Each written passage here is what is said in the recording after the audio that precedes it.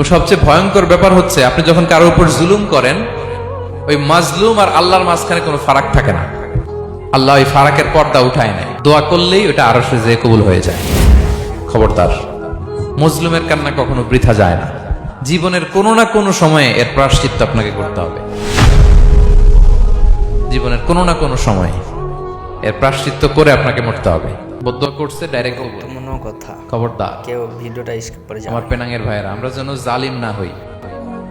In it's any form, operation in it's any form, যেই কোনো ভাবে, যেই কোনো ক্ষেত্রে, যেই কোনো ধরনের হইতে পারে জুলুম। কাউকে আপনি ছোট্ট কোনো কাজে ঠকালেন, বন্টন নীতিতে ঠকালেন, হ্যাঁ, জমি মেরে দিয়ে ঠকালেন, আমানত মেরে দিয়ে ঠকালেন, ইন ইটস এনি ফর্ম যদি জুলুম করে থাকেন, খবরদার, মজলুমের কান্না কখনো বৃথা যায় না।